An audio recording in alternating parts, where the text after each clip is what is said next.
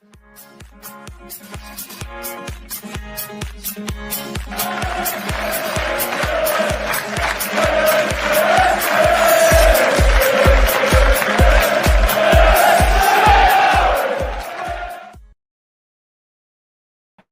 everybody, and welcome to episode number 338 of the Stacey West podcast. I am your host, Ben, and I'm joined by Gaz this week. How are you doing, mate? Are you well? Yeah, I'm on edge. I'm edgy. Okay, what's going on? Is it just the conversations we need to have? No, I mean, there's all manner of reasons. First of all, I'm away from football, new technology. I don't like change, but I needed change. My mobile phone was getting to a point where it wouldn't get through a day and a night, so football and then a night in the pub or whatever. So I needed a new mobile phone, and the whole process has been very, very stressful. And I've been very, very angry, and I had a big fallout with Vodafone.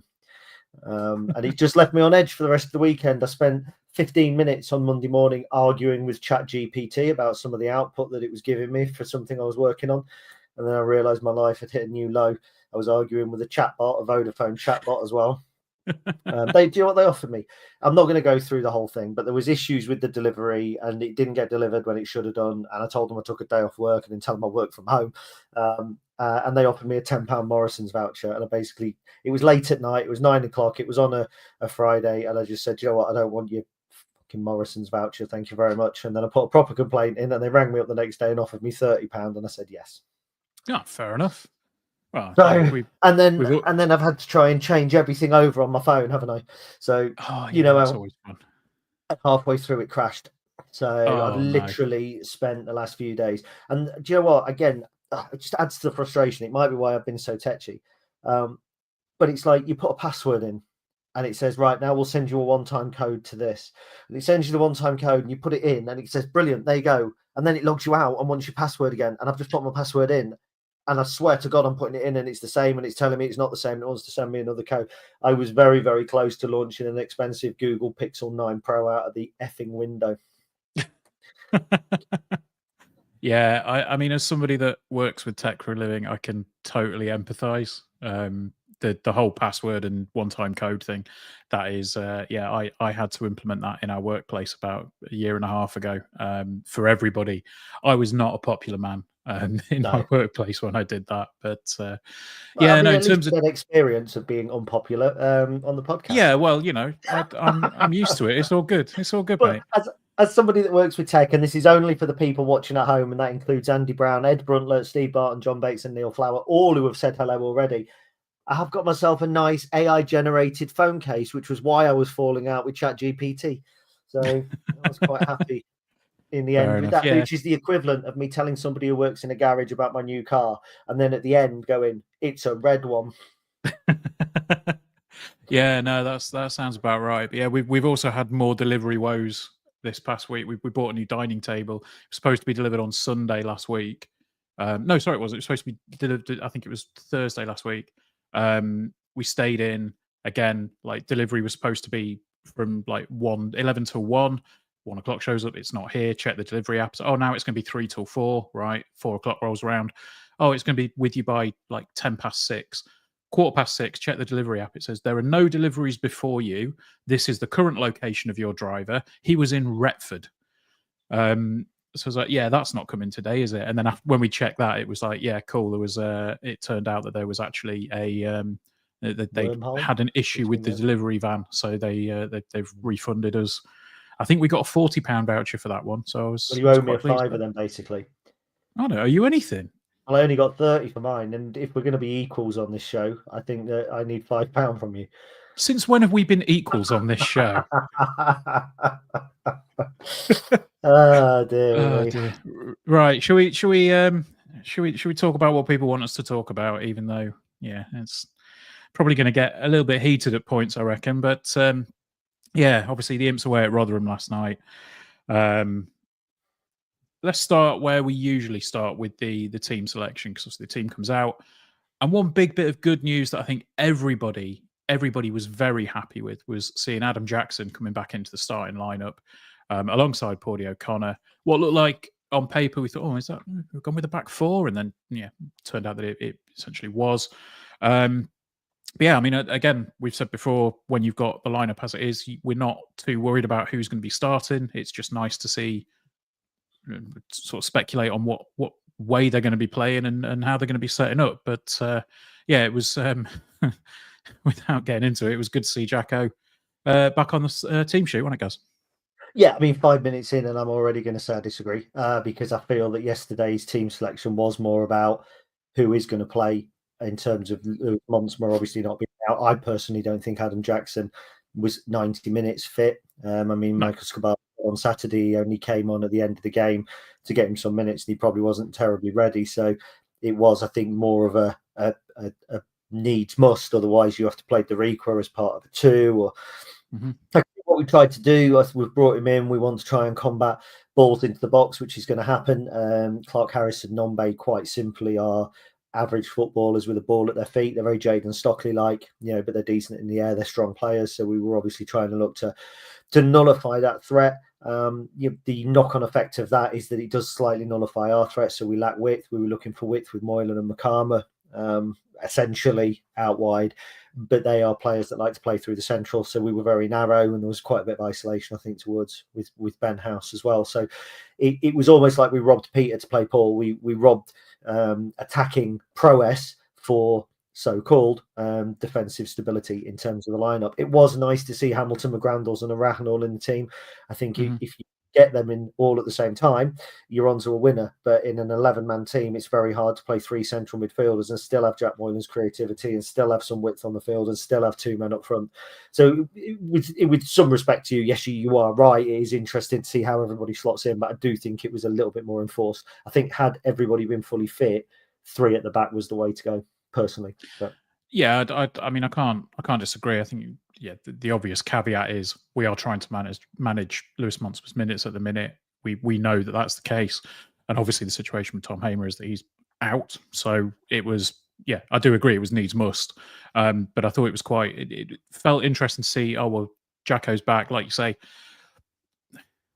He was in the squad at the weekend to kind of see if he came on, he'd get 20 minutes or so. Yeah, I mean, we'll come on to the interview at the end, but it felt like it was very much we need to combat their aerial threat, so let's put Jacko and O'Connor in the same side together and see how we get on. But then, of course, a couple of minutes before the game was due to kick off, it didn't. The floodlights went out, didn't they? Yeah, there was a real lack of information because they actually went out 15, 20 minutes before kickoff. There was like this flash and everything went and all of the lights went out, but there was no real information coming out of it. Now, I thought the game was going to be abandoned because obviously I picked a Lincoln player in my fantasy team and I lose. Last week, I lost Lucas Jensen for floodlight failure. So I'm just like, oh, God, here we go again. Kind of the curse has happened. And for a while, we were in darkness, maybe 5-10 minutes, and then the main lights came back on, but the floodlights didn't. And then one by one, the floodlights started popping on. And I think it was just around kickoff time. They then announced, yes, we are going to be able to get the game on, but it's going to be half an hour. And it's just, honestly, the lights are on, but actually they took ages. I mean, I suppose if you don't run a football ground, you don't realise, but there's some powerful lights there, and it takes a while for them all to kind of come on and pop on. And just a word on their ground, by the way, because I'm going to say some things about Rotherham that Rotherham fans are not going to like throughout this podcast. Every time I go to their ground, I'm impressed. It is a phenomenal ground. I mean, there's car parking all around. We drove, we got parked within 5 minutes walk. I never noticed the steep sides because every time I've gone before, I've gone in when it's been busy. I went in before kickoff because obviously a good hour before kickoff because Chris likes to watch the warm up. There is, we didn't go to any of the pubs nearby, and they are steep sides. And you feel like you're right on top of the action. It's just such a good ground. It's been so well thought out. It's so different to all of the others.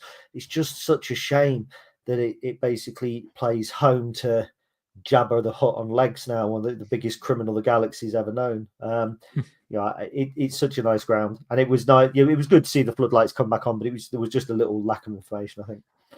Yeah, I mean, I was we had it on. I was at home yesterday and we watched it, and there wasn't any information coming over the telly. It was like we were all sat on the sofa having a chat, and then literally checked my watch. I was like, hang on, it's 10-2. Why haven't we kicked off yet? And then had to go online and find out what was going on. So yeah, the lack of information was also replicated by the broadcast team last night as well, unfortunately. So, but yeah, we eventually. I was just going to have a look at what time exactly I tweeted out, because literally I tweeted as soon as the power had gone out, and it doesn't actually tell me. It just says 1 day ago. Oh, there we go, 19:36. So it was good 10 minutes before kickoff. Yeah. Okay. Yeah, I mean, it's not what you need, is it? And I think you said in your in your report and conversations as well, we kind of killed the atmosphere before the game had even gotten going. Yeah, I mean, we'll come on to that before we go on to the game. I mean, it's 10 minutes beforehand. They don't know the lights are out. The ground's empty. There was empty seats all over the place. Last time I went to Rotherham, it was, I don't want to say exciting, but the fans were passionate and they were on you. Yeah. You know, there isn't a huge amount of difference between Rotherham and us, bar the fact they've been in the Championship, multiple occasions recently. But in terms of club size, we've come from the same sort of working class cities that have got industrial background. There's a tight support. We have similar fan numbers. They're a team that up until Steve Evans went there, I had a real grudge and respect for, because they're not unlike us. And there's always a good atmosphere in the new ground. They've made that new ground the proper home. It was like watching a game during COVID times. It was just so eerily silent. And the acoustics, by the way, are really good in that ground. That's another thing with that design. It was awful. It was absolutely awful. And I've since been told by a couple of people I know who are Rotherham fans or living in and around Rotherham that Evans has just sucked the life out of it. There's fans who are staying away. They don't like the football. He's calling out their own players. They're losing their identity. And it was comfortably the worst home atmosphere I have ever witnessed at a football game. And that includes places like North Ferriby. There was more at North Ferriby. I mean, it wasn't as loud, but you walk past someone, they called you a wanker. There was more animosity, more passion at North Ferriby when we beat them 1-0 than there was at Rotherham last night. Wow. I mean, yeah, I've been to Rotherham a couple of times as well, and it, again, like you say, it was a lively one. It wasn't quiet, and it just felt it really did. You could feel it coming through the TV as well last night. It just seemed pretty dead. But I mean, yeah, let's get on to the game. We'll see a couple of minutes in. We're all excited to see Adam Jackson back. And then twice in 30 seconds, he gets absolutely poleaxed. First one was Johnson Clark Harris, and then the second one was from a Dauphin. And I mean, the first one's bad enough. The referee doesn't give it. The ball comes back out, and then it comes back across, and a Dauphin just absolutely smashes Adam Jackson. The ref doesn't give anything. And I think he was forced to stop it because of the injury. I don't think he gave a free kick at the time. But you watch that back, and I think the words, I know you've spoken about it. You said that you saw someone on social media basically say it's a premeditated attack. And that was Martin Green, by the way. I love Martin, but he is, he's not rose-tinted glasses. He will tell it how he sees it, and he can be extremely negative. But I respect people who say what they see, and he said it's premeditated. Yeah. The issue is you've got two players trying to do the same job. Johnson Clark Harris is a master of smashing people and getting away with it. And from the angle on the television, it's kind of you can't see as well because it's two players coming together and you see the back of the Rotherham player. You don't see what's going on between Adam Jackson and the player. From our other angle, and I've even had Andy Pearson message me, by the way, again, somebody who does say what they see and then questions everything, obviously. But he's messaged me and said it didn't look nice. The Clark Harris one was worse in real time, there and then, as it was on the telly, because it's an elbow in the back and Jacko's gone down. Won the header, by the way.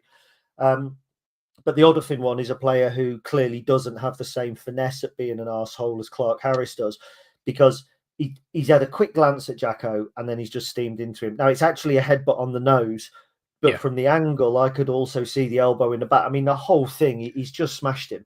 Now, it wasn't as blatant as Harold Schumacher in the 82 World Cup on Patrick Battiston, but it's similar to that. He's made no attempt at the ball. He hasn't even looked like he's got off the floor. He's just smashed into him. And the stupid thing is the referee has waved play on for an offence that we have allegedly committed 10 seconds earlier in the passage of play. That's no offence. The referee was appalling. He was an absolute shambles last night. I'm not one to just come on and always criticise referees. It happens, but I'm not one to do that. Anything we talk about from this moment in the podcast onwards is directly affected by what looks like a genuine attempt to injure a footballer in order to gain an advantage. That's got no place in the modern game. It had no place in the 70s when it was absolutely commonplace. I've since been told that Adam Jackson had to go off to A&E last night. He didn't travel back with the squad. He was in hospital. It's absolutely disgraceful. And for a professional referee to see what happens and do nothing about it is nothing short of shambolic. And you get these Liverpool fans, these bleeding hearts coming on going, this referee's biased against us, this referee's biased against us. Martin Woods wasn't biased. He was just fucking shit. You can't... Excuse my language. No, my apologies. Right. Margaret, particularly. Margaret, my apologies. I'm on with you and you start swearing. It's how it goes. It was just... It was an assault. I mean, as soon as he went down, what worries me sometimes is when you see a player go down and, they're rolling about and all the rest of it, you think, oh, okay, cool, he's probably making a little bit of it. Jacko went down and he didn't move. He just did not move at all. And when that happens, you immediately start to worry. I think the physios were on before the ref even waved them on. I think they were basically at the ref's feet when he turned around and said, right, come on. Lengthy spell out. And you could see just how dazed Jacko was when he came off. I think he was bleeding from his nose, fairly obviously. And Skabala said at the end of the game, he's gone off to hospital. He didn't know the result of it at the moment, but it looked like it was a broken nose. So, I mean, putting the game aside just for a second, he's just come back from an injury, and then he's going to be out for another 3 weeks at least. But there's no telling because we don't know what the injury is. Well, no, but I mean, if it's a broken nose, if it's a broken nose, it's 3 to 4 weeks. It's just a disgraceful challenge. And any professional referee that doesn't spot that, if there's a referee's assessor at the game, and there nearly is, I mean, that's not the only thing he's going to have to look at. By the way, Martin Woods would be getting a minus score. He was absolutely awful. He's the wrong referee to take charge of a match involving Steve Evans. He really is. The fact he didn't.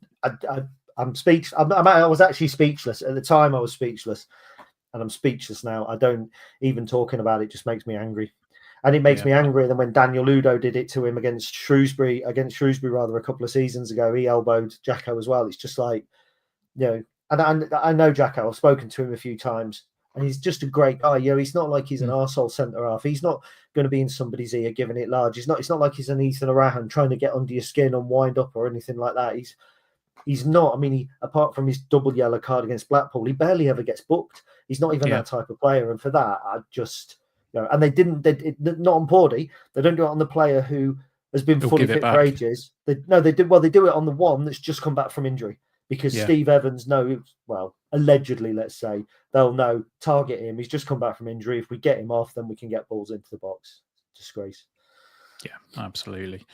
I mean, Ed says he looked like a boxer after he'd been knocked out. His legs had gone. He was, I don't know how much more we can say on it because it was utterly, I don't want to say anymore disgusting. I'll swear again. No. Fair enough. But then, obviously, Jeffries comes on, Tendai moves into the middle. And then just after that, I think we had our first real chance of the game. To be fair, there was some good work from Jovan, put some pressure on the defender. Defender tries to clear it, plays it straight to Arahan, who played a really good ball into Ben House, took a touch, had a shot, made the keeper work, and the keeper pulls off a pretty decent save, in all honesty, to push it out for a corner. And you start to think, okay, cool, is that going to be a sign of things to come? Is that going to be how we're approaching the half? But then we get sucker punched for the second time in the game. Throw-in comes in.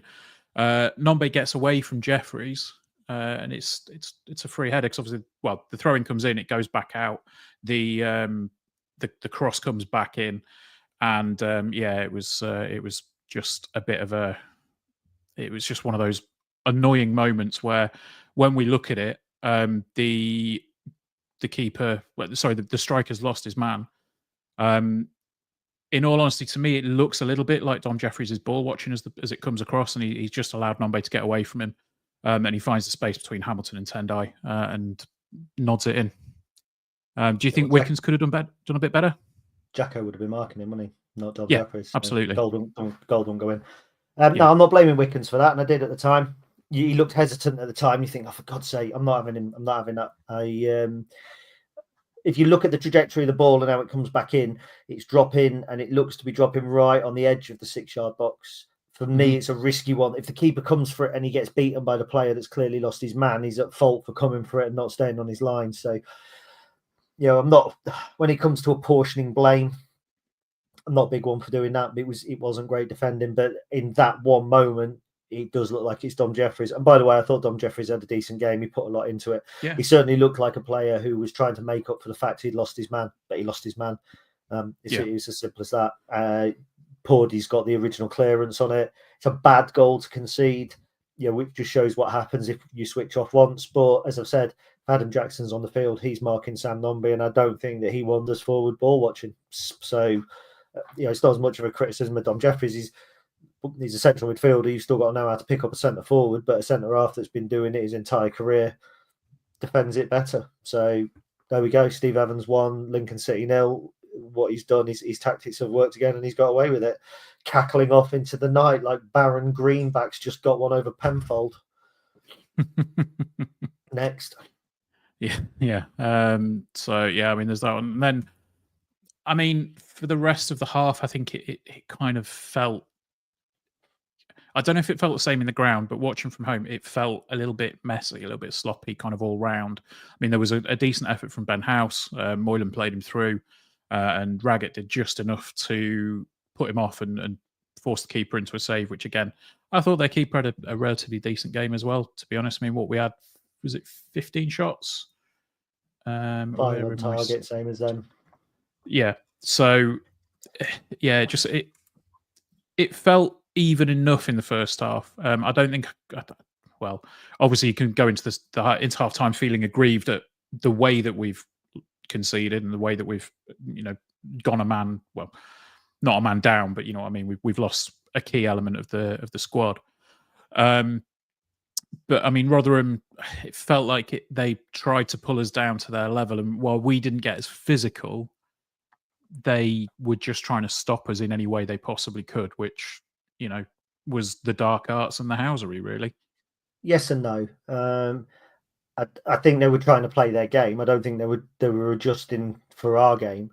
They knew what they wanted to do. They wanted to turn us over quickly in the middle of the park, hit us down the flanks, get balls into the box. They've taken Jacko out, knowing that we can't defend the balls in the box quite as well. I don't think there was an awful lot of housery, as we call it, in the first half. After that, once they got their goal, they were, let's give them a little bit of credit, which really pains me, makes me feel a little bit sick. But they're a well-organised side, and when they want to defend and they want to be tight, they can. They've got good players. That's a good squad. It's a good squad of footballers. I don't like the likes of Clark Harris, because when he's going up for a header, he's watching the player and not the ball a lot of the time, and he's always trying to get that kind of little nudge in. But we've had it ourselves over the years. They're a team that are not on an upward spiral. And when they got their goal, briefly their fans cheered. Then there was nothing again. There was no then getting behind their team. There's a real disconnect. And I think that they realised that they're only 12th man, as I think I've said before, was wearing blue rather than the fans in the stadium. But for the rest of the half, it was just meh. And I think the goal hit us. It knocked the stuffing out of us. We then did definitely need a shape change. Ben House was then isolated. So yeah, that was that. That was the first half. We needed something in the second, definitely. Yeah, definitely. So I mean, then half time came. Rico Hackett comes on for Ethan Hamilton. Skubala confirmed at the end that yes, that was tactical. And where we had. I don't know what else was changed, but it seemed to have an immediate impact. We got forward, and then we had a free kick, which, let's talk about that briefly. Well, it was a shape change, first of all, wasn't it? Yep. It was a shape change. That was what it was. We went back to our more natural shape, basically, which was kind of more of a 3-5-2 with a wing back. So Yeah. So I mean, yeah. Let's get on to the moment that led to the goal. House is getting through, and I mean, there's no attempt whatsoever to go for the ball. Jules just pushes House in the back on the edge of the area. It's a red It's a red card all day long. It's a red card. I think there was. I don't know what angles you got camera wise. I've watched the highlights back, and you don't see it as blatantly from the one fixed angle. So when it was live, it showed it from behind the goal, and you Yeah, just saw how blatant it was. Just literally, just red hand in the back. card. Nothing. Yeah, The it was only unbelievable. Watch it, and then when you see the ref pull the card out, that view was from that angle at the back of the goal, and you just see Ben House as he pulls the yellow card out. He's just going, "What? yeah, What? how's it not a red card? Unbelievable."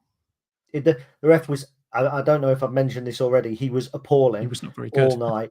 There was all the officials were, because there was times when the ball clearly went out of play and they didn't give throw-ins. There was fouls we committed that they didn't give, and then there was fouls that were no worse than the ones he wasn't. It was just so inconsistent. But that is a push. It's a push in the back. He's free now. The only argument you could say is perhaps the ball's heading away from goal, but there's no attempt to play the ball whatsoever, and I just don't. I mean, the thing is, it. even if the ball is going away from goal, Ben House, it's not like the ball is going faster than him. It's not like it's eluded him. He's potentially in control of that ball within 2 steps. So that is a red card. Anyway. Yeah, look, the free kick comes in, and then it falls to Jovan. So credit to him. I mean, I think Jovan did really well to stay up and get that, given the pressure that he had. And then, get the shot away under pressure into the roof of the net, which is where you want to be putting those efforts to just completely minimise any chance the keeper's got. A decent goal. And as Kate said, fair play to him for scoring in both games, since he and others were heavily criticised for their poor scoring record. So I think this is where we enter the contentious zone of the podcast as we go to talk about a few things. But I mean, the goal first, Gaz. I just think it was a decent finish from somebody that is, as Kate's pointed out, probably was a bit under pressure. He's done well. He was rightly criticised against Wrexham, as others should have been as well, by the way. It's not like, with respect to Bailey Cadamartri, he's the answer to the problems. First of all, he's a different type of striker, and anyone that doesn't understand that needs to understand that. And someone will go, yeah, he's a striker that scores goals or whatever. But actually, Jovan and Bailey Cadamartri have both got 5 apiece, I think, for us this season. I think that's moved Jovan onto joint leading scorer. Right place, right time. He's had to hold Zach Jules off in order to get his stab at goal. And he's put it in the back of the net. Look, he's missed some. As I was saying a little bit earlier, I call things as I see them. There have been times when this season where I think Jovan has been unplayable. Since his injury and signing the contract up until the weekend, I think he's been average. Honesty shout, I think he has. I don't think it means he's crap. I don't think it means he's a world beater when I say he's done well. He's a 20-year-old lad still learning his trade. But credit to Kate for coming on and saying that, because a lot of the people that were criticising him a week ago for not scoring have seen him score twice in a week, and now it's his celebration, or now it's the quality of the goal that he scored. At the end of the day, a striker is there to put the ball in the back of the net, and when he does it, he should be. If we're going to say when he doesn't do it, he's not good enough, you've got to praise him when he does it. And again, respect to Kate for not doing this, but other people have. They then pull his scoring record out again. We know he didn't have a great scoring record when he was 16, 17, 18, coming on for 10, 20 minutes. We know that he didn't have a massive, great scoring record last season when he was thrust into the highlight. He's not, at the minute, a 20-goal-a-season striker. I'd set a task now for anyone watching this, and there's somebody I think here, and I don't know if you're not, but I think that's referring to Jovan about at which point do we consider a prospect no longer a prospect. The question I would ask to anybody who watching this right now is critical of Jovan. Can you go and find me a player who has broken through with a team in the academy, not loaned out to a lower league team or anything like that, who has got 20 goals a season at 20 years old? I know people go, Joe Taylor. He's a championship striker who played in League Two and League One. And yeah, Joe Taylor is a more natural finisher than Jovan. I'm not going to argue that. But I am going to argue against people who won't accept or won't see evidence that is contrary to their belief. And none of us are right. Jovan isn't a world beater. Jovan isn't the worst player. Jovan won't be at Liverpool next season. He won't be at Boston next season. Somewhere in the middle is the reality. He's a Lincoln City prospect who scored 2 goals in a week and who deserves credit for that, for answering the critics and coming back. And as for his celebration, it's a celebration that I've proven that he's done before. It's my profile picture on Twitter. He does celebrations around his ears, and it got picked up, and it kind of annoyed me a little bit. Not because it got picked up. I can understand some people picking it up in the heat of the moment of the game. I get it, but then the people using that as their agenda. Yep. And there is an agenda. There's an agenda against Jovan Makama, and the same agenda isn't against Freddie Draper, by the way. Yeah, I mean, let's just come on to that for a sec, because I know we've had the conversation on the podcast. Well, I think it was me and Charlie had the conversation on the podcast a couple of weeks ago about, after the Wrexham game, we're thinking, right, what is currently the issue and where is a potential fix for it? But I do agree that that there's the agenda of just using Jovan Makama as a scapegoat for whatever it is that is currently going wrong. And as you say, if somebody gets 2 goals in a week, or 2 goals, a goal on Saturday and a goal on Tuesday night, that's a decent return. And no, it's never going to shut everybody up. But why is it that there is suddenly this the sort of fervour to turn around and go, yeah, he scored 2 goals, but look at what he's done when he celebrated? Like, why is that the case? I don't understand it when he's a player that's come through the stages at Lincoln. And like you say, yes, he didn't have the best record when he was forced into being our sole striker in a team that weren't exactly creating a huge amount anyway. Why do we insist on breaking? Why do some fans insist on breaking somebody down because they're not going to get 20 goals a season? Yeah, it happened with beyond Morgan me. Whittaker. It happened with John Akindi. It happened with Matt Green. I remember putting a Stacey West fanzine out for a season, and the first cover was Matt Green celebrating with some sort of mad thing coming out saying he's got however many goals. Will that keep people happy? Strikers are there to score goals, and unless a striker scores 20 goals or 10 goals, unless it's Joe Taylor, or unless it's Tyler Walker in the first season that he was here, or unless it's Matt Reed in whatever season Matt Reed put 20 in.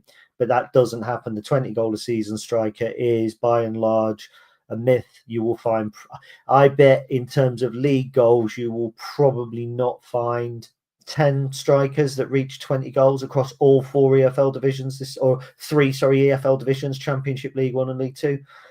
I'd wager that there's probably not going to be 10.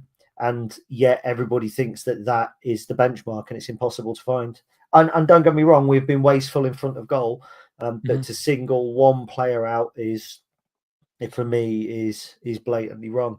I was actually just going to have a look. Last season, do you know how many players in our division reached 20 goals in the league? I would be shocked if it's any more than 5. 2. There we go. 2. Alfie May and Colby Bishop. So there was 2 in our division in 23-24. In League 2. And bear in mind, Joe Taylor did reach 20, by the way, across the 2. There were actually a few more in League 2. 1, 2, 3, 4, 5, 6, 7. So that's 9. And then in the Championship, so I'm going to be wrong because I said there's 10. There's probably slightly more. I can't actually find the Championship now on there. So what we're on 7, 8, 9, and the Championship last season. This is great. Audio 2. So 11, and I said I bet there's not 10. Yeah, well, there we go. Look, let's carry on. Let's carry on. I was going to say let's take a quick break now, and then we'll continue the discussion after the break, because we are on 34 minutes, and there's a discussion to potentially be had around this. So yeah, we'll be back in just a minute after we say hello to all the peeps on YouTube, and you guys all hear an advert. Hello, people on YouTube. Are we all well? I didn't realise we were on 34 minutes. We were going to do a bit on the FA Youth Cup, but we're going to have to cut that. Yeah, I think, because we're going to be overrunning massively. Mind you, me not presenting means I don't have to edit it tonight, doesn't it? There is a discussion to be had around some of the stuff that's being spoken about in the comments, but I No, really there isn't on live. no, I am not up for having that discussion tonight on the podcast. I'll say that much. So, right, we'll come back in. But we have seen your We have points seen of view. Yep, and I do agree. I agree with John Booth that there's potentially unconscious bias. Yep, no, I would agree with that. So, cool, right. And there we go. Thank you to our sponsors for this week. So yeah, let's kick it back in to the discussion. Do you think his celebration was disrespectful, Gary? No. Okay. I am in full agreement. I can completely understand, even if, and I'm prefacing this with, even if that wasn't his regular celebration, which it is, I still don't think that it's. I still don't think it would have been a disrespectful thing to do, because it was what, half a second, if that. If it wasn't his original, if it wasn't a celebration he had done before, I would be more inclined to be a bit critical of it. Yeah, personally, I'd still understand it. Understand, yes. Disrespectful, yes. But it was something he's done before. It's a celebration he's done before. It's not unusual for him to perform that celebration. So in that respect, no, I don't think it is. But you have got to have a degree of respect for supporters, and strikers do not have that respect for supporters. The likes of Ben Hutchinson down the years, Danny Mandroyu last season, at Shrewsbury, for instance. You have got to have that interaction, and it's a sense of entitlement on our part as supporters who go to away games. We don't go to every away game. Some people go to every single game. If you've been down to Crawley and watched us get beat 3-0, and you go down and watch us lose at Rotherham, and you watch us draw at Exeter, and you watch us draw at Bristol Rovers, you have got to, as a player, you've got to acknowledge that a little bit. But it's all right as taking the good times with the bad times. I think it's quite. It's a difficult conversation. There's no right or wrong, but players do have to have a degree of respect for supporters. But that also works both ways. And sometimes I think some supporters think that footballers are impervious to what they hear. And at 20 years old, if I'd heard some of the stuff about me that Jovan had heard about him, I would have been doing an altogether different celebration and probably wouldn't have been playing for Lincoln City again, personally. No, I agree. I'm unprofessional anyway, so I would not use that word to describe it. No, look, I think there's a degree of what somebody can take before they snap. I would absolutely hate to be in that position where you have that many people with an agenda just trying to needle at you. And yeah, I can understand. May I say, not a lot from the crowd. I didn't hear, there was moanings around me, but I didn't hear like any boos for him or anything like that. Freddie Draper comes on, it's Freddie Draper is one of our own. I didn't hear that for Jovan, but it is more aimed at social media criticism and that sort of criticism doing the rounds. It's not personal, it's not something I've heard at the ground, and therein lies the main issue, in that by if and bear in mind we've already ascertained that his celebration has been done before, but if you do that celebration and you're doing it to the fans that are there and it's people on social media, you're actually doing it to the wrong people. That's like your dad stopping your pocket money and you going around and belting your mum for it. Do you know what I mean? You're targeting the wrong person. Yeah, you're targeting the wrong group of people. But Jovan can't go on social media and go, you all, so it's a reaction. But yeah, like Neil Flower says, I think this is a perfect way to finish it. We should be trying to build up our players' confidence, not knock them into the ground. And I just think it's about recognition. You scored 2 goals. His celebration should have been the last thing on people's minds. It should have been. But yeah, no, 100%. So right, let's move into the rest of the half then. So I think Moylan looked like a threat again. A few pot shots here and there, a couple from distance, and there was one instance where he was not quite clean through, but I think he had a decent clean shot on goal, and he played the ball, and it was the one time I thought, why didn't he pull the trigger? Why didn't he have a shot? Yeah. But again, it's if he'd have had a shot on it, it'd have gone miles wide. Then we would have been saying, "Oh, why didn't he pass it?" No, wouldn't. Not in that. I know the exact one you mean. and we wouldn't. But then perhaps that plays a little bit into the conversation that we've just been having. Because if you're a young player and you're presented with an opportunity and you see the stick that Jovan's got for missing them, I mean, to be fair, Jack Moylan's probably the one person who gets away with missing because he makes things happen. He's by far our most kind of attacking and creative footballer, and he makes things happen. So, but yeah, I know exactly the one. I know exactly the pass that you mean. Yeah. Okay. So yeah, I mean, then Draper comes on for House. It seems like it was an enforced sub, but it sounds like House got a dead leg. I kind of thought that this could be, Freddie Draper's the kind of player that could potentially stand up to Rotherham's like bullying tactics a little bit more. Obviously, he's a bit of a unit, he could stand up to it.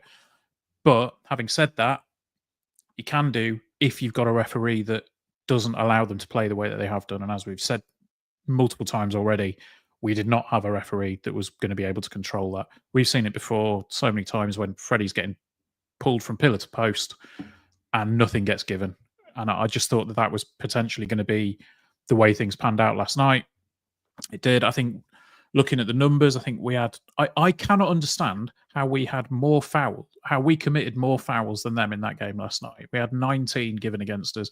They had 16 given from them. We had 4 yellow cards. They had 3 yellow cards. If you looked at the numbers, you'd think, oh, well, Lincoln with a dirtier team in that game. It was just not the case at all. Well, he lost it with the yellow cards late on. He didn't give yellow cards for time wasting. I think it was Nombe at one point. McGrandles was looking to break in the last few minutes, and we haven't picked up on their goal, which I want to pick up on. But Nombe just pulls McGrandles back as he's being subbed off, and the ref just ushers him off. It's a yellow card. I mean, it doesn't affect the game in any way. It's a yellow card. And then he's handing him out yellow cards. I don't know if it was one of our strikers. He's handed out a yellow card for absolutely nothing. I mean, for me, he just completely lost it. He completely lost it. I can't think who it was who got the yellow card at the end. Draper. I think it was Draper. Fred. Yeah, it was Fred. Yeah, Fred. I just exasperated at that point. No, the worst thing, and it's not even the Adam Jackson foul. The worst thing is the foul for their goal. Yeah, for their second goal. It's unforgivable that he doesn't give that. He's bottled it. He's absolutely bottled it. Yeah. So I mean, we've got on the agenda, we've got the game management and their goals. So the game management, let's go into it a little bit. I mean, you expect it. You kind of, we're in the ascendancy. We're looking like we might be a bit dangerous, and then all of a sudden, the game management starts and the game slows right down. I think there was a player that went down at one point for that a bit of an extent. That broke up the spell. That broke it up. That we had all the impetus and a player went down injured. And you know what? I'm not going to complain about that because that happens. We've done it within the laws of the game. We do it all the time. They were really good with their game management in those moments. It's like the late subs. It's within the rules.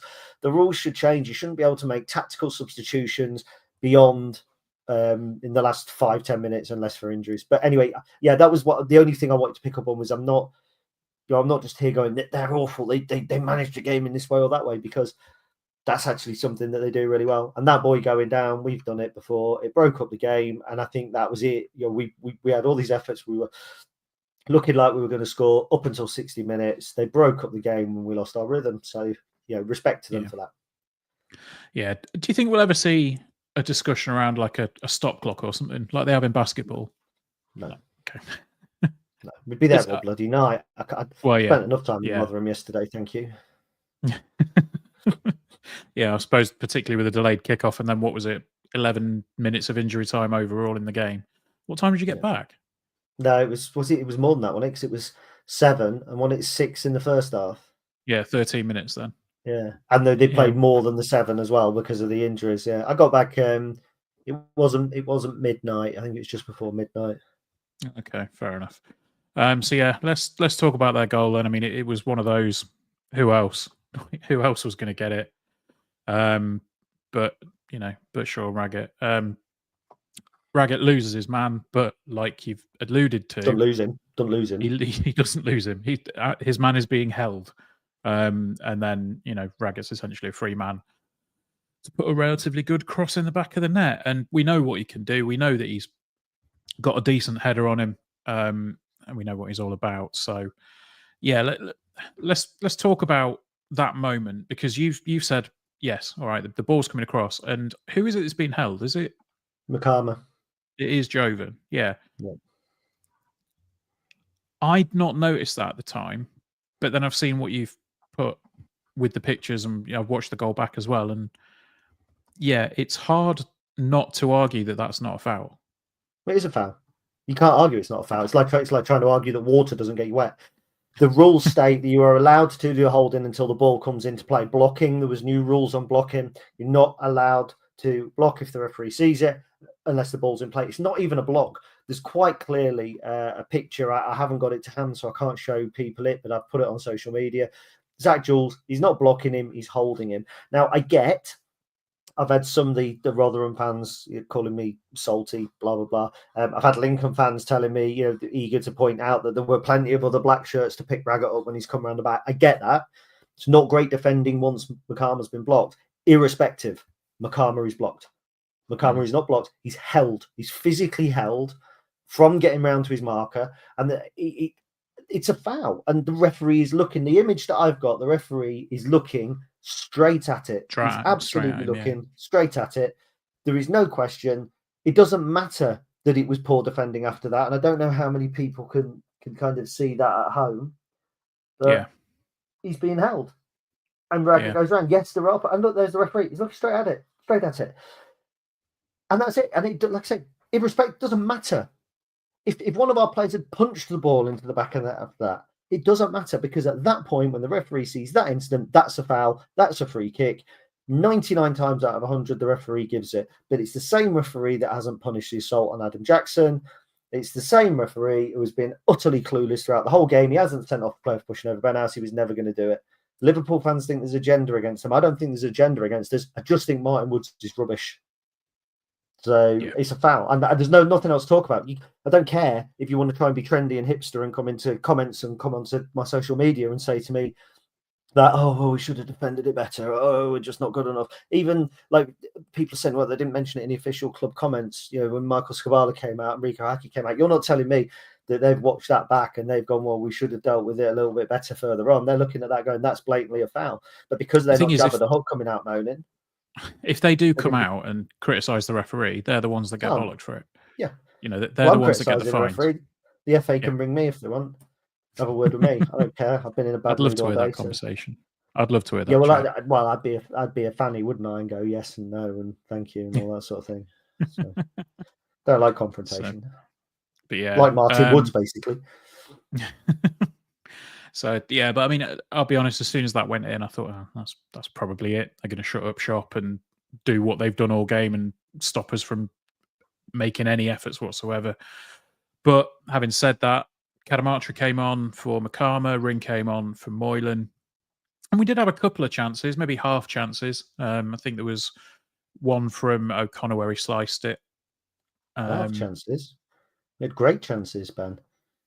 Eric Ridd had a belting chance, but Bailey Cadamartri could have scored. We laid siege in the last 10 minutes.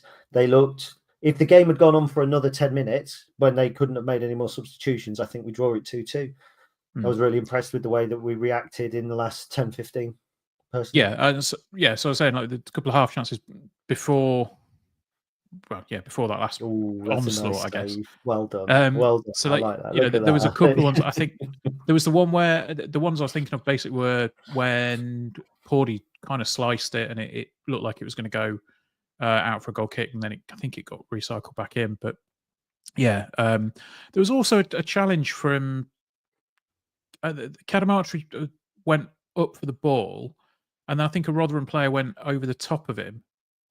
And Cadamartri got punished for it. I couldn't understand. Cadamartri tried to take a shot. He swung for the ball, and the ball was tipped away. And it was a foul. But we're on 50 minutes, Ben. Don't you think we ought to be wrapping up soon? Yeah. So come on, right. Last throw of the dice for us. The one thing that I will say is, obviously you've said in this podcast about people saying, "Oh, Bailey would have buried that one." There was one chance just at the end of the game. Ball comes across from Eric Ring, and Cad's just completely mishit it. Didn't even make contact with the ball. I just thought that felt like that could have been the chance. So yeah, unfortunate that one. But yeah, overall, it was a frustrating one again. But it felt like we've been bullied into that result. Like you've said, if Adam Jackson was on the pitch, those goals, or at least the first goal, doesn't get conceded. A disappointing one. And I don't really know what could have been done differently last night from our perspective, other than, Skibala got interviewed and basically said we didn't do well enough in the set pieces, especially with the first goal. Felt like we were in control for big parts of the game, and there was a point where he actually had to check himself, where he was talking about Jacko. He said, Jacko's got a header in the nose, and he had to really check himself to sort of say, didn't say Jacko's been assaulted. That was quite telling for me. He was clearly fuming on that one. And he just said, we can't ship goals like we are at the moment, and we haven't been good enough in both boxes. I thought it was a fair assessment from Skubala again. Yeah. Did you hear the interview from Paul Rayner, because he came out and spoke instead of Evans? No interest. Okay. Won't listen to it. Not interested. Okay. Well, he said pair of clowns. If I want to watch clowns, I'll go to a circus. I won't drive to Rotherham at night. So I don't care what they say, because whatever they'll say will be bullshit, one-sided, hyperbole that will have absolutely no value to this podcast or anything that I do with my life here on after. Okay. I mean, you can say it if you feel it's pertinent, Ben. Please do share it with everybody. Don't be shut down by an angry and aggressive ginger man. No, I do agree, and the reason that I agree is because they said that they were justified winners. Why did you say that to me? Why did you say that to me? Because now I've got wound up. we talk about it. Yeah, let's move on then. So Charlton at the weekend. We'll talk about the FA Cup draw first. We've got Birmingham. It's not a good draw, is it? It's about as good as your presenting segues, isn't it?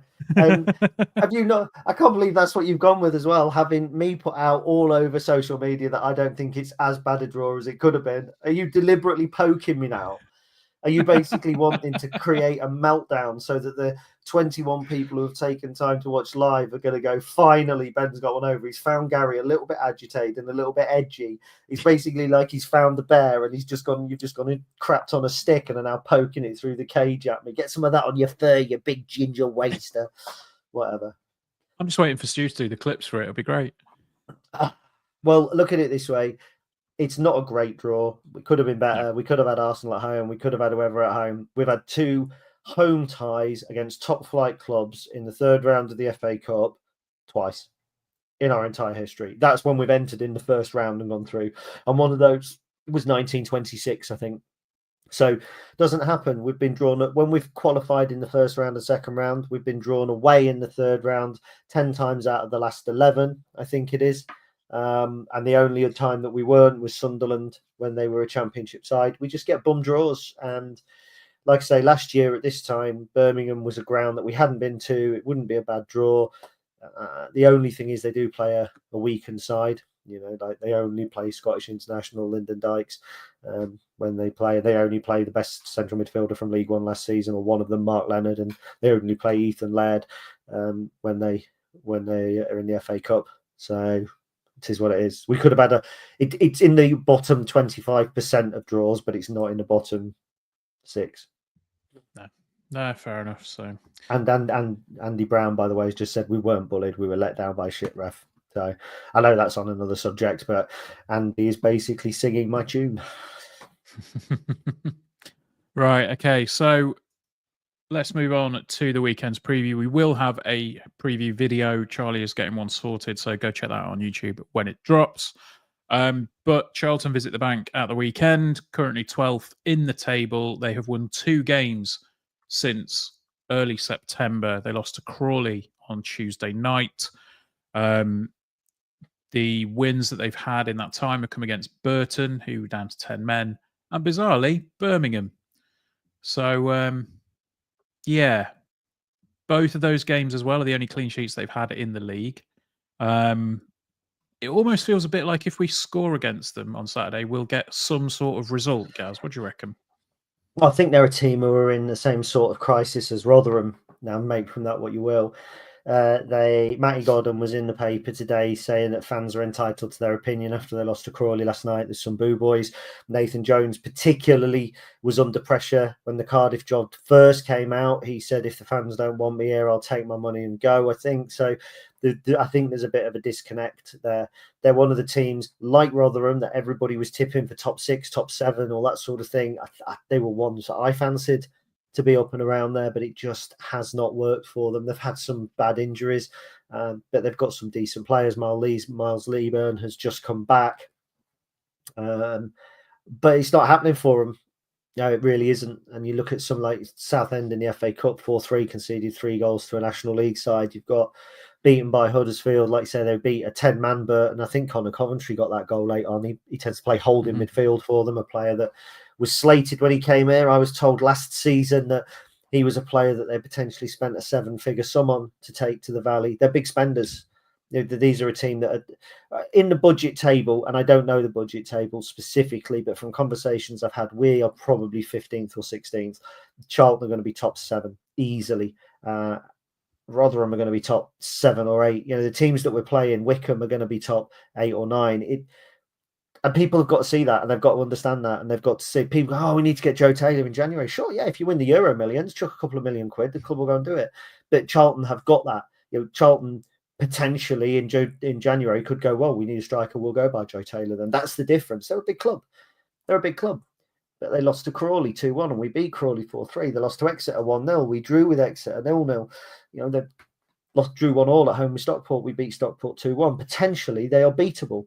And we need a result. Let's not make any bones about it. We do need a result. I'll be really interested to listen to Charlie's preview, because I know normally at this point for people watching, Chris would come on and he would start talking about field tilt and chances and XG in their previous games and all that sort of thing.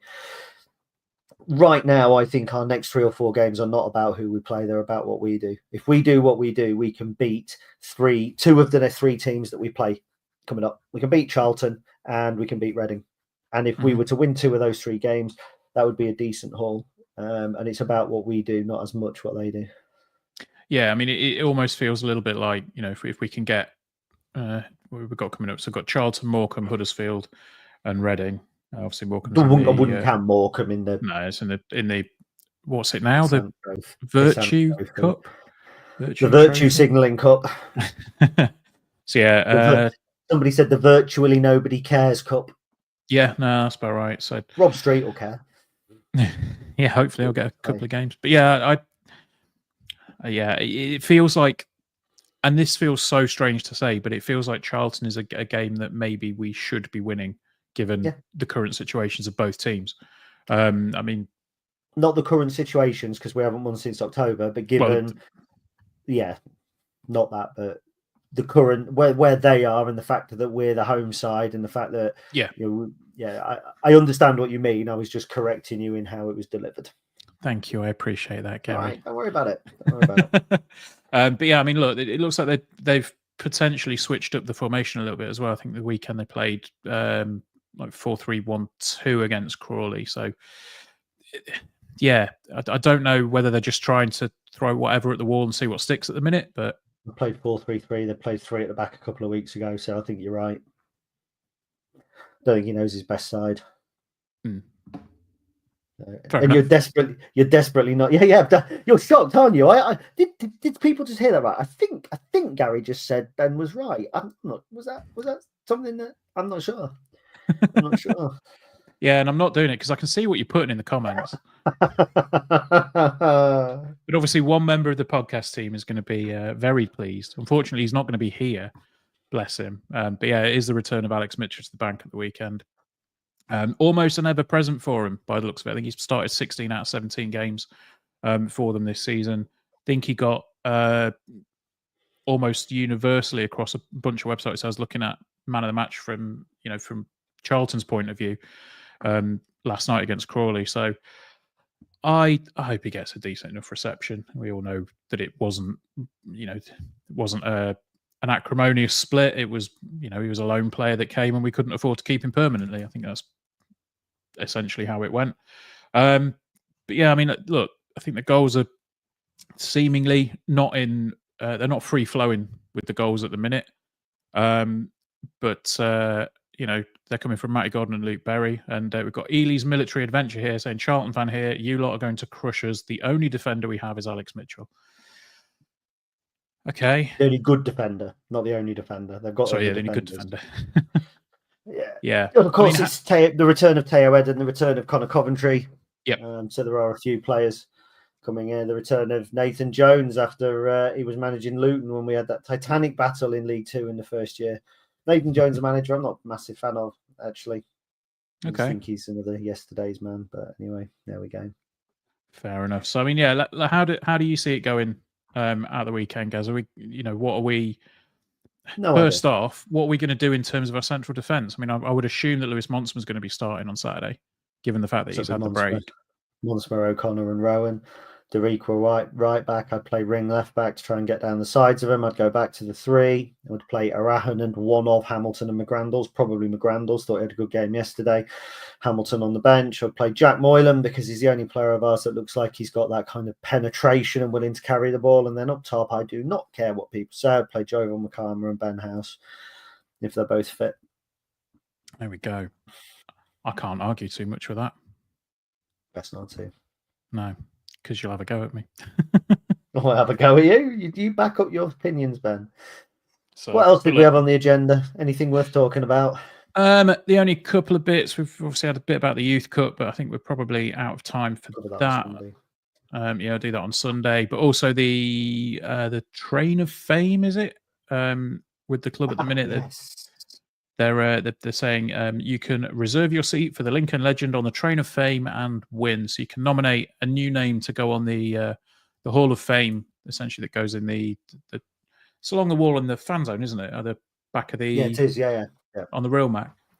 So currently we have Graham Taylor, Grant Brown, Percy Freeman, Gordon Hobson, Keith Alexander, Andy Graver, Dave Smith, Simon Yeo, and Grant Brown, who is on that list twice for some reason on the club's website.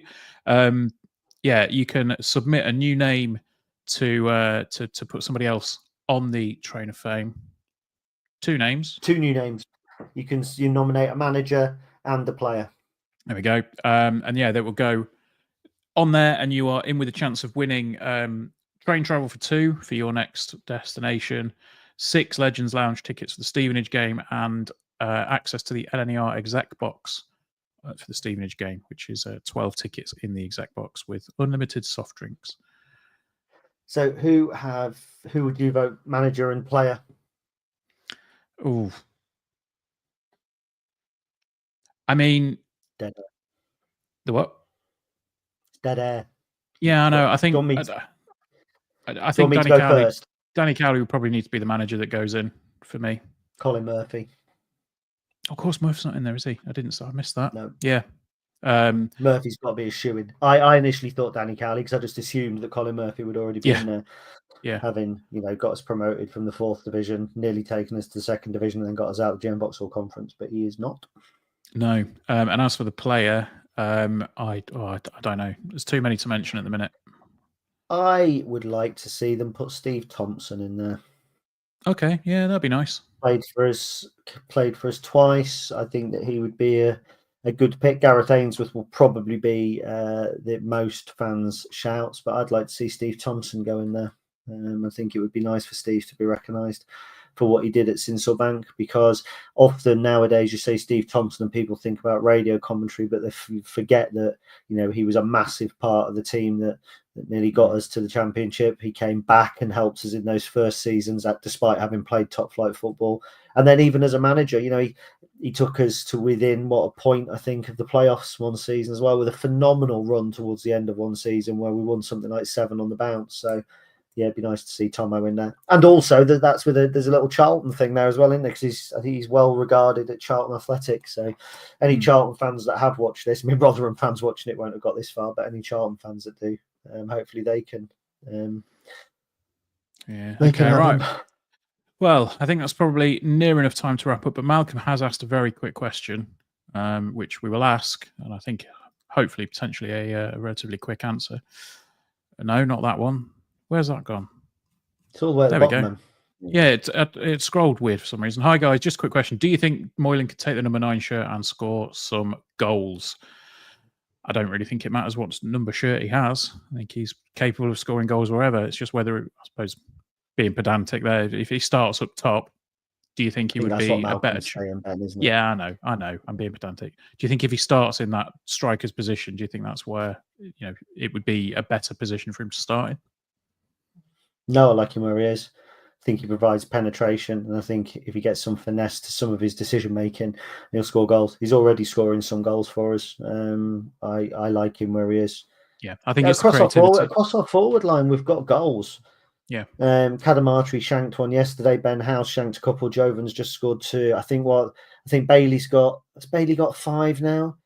Jovan's got 5 in all competitions. Ben House has got 4. That's 14 goals. There's some clubs where you put the 2 strikers together and they don't have that. So there are goals in and around the attack. So indeed. Yeah. So right, I think that's probably going to do us. We will have a podcast on Sunday. I believe it's you and Chris on Sunday. Yeah. Okay. So there we go. Right. That has been episode number 338, the Stacey West podcast. I don't think there's anything else that we need to plug at the minute. But until next Sunday, or this Sunday even, up the Imps. Up the Imps.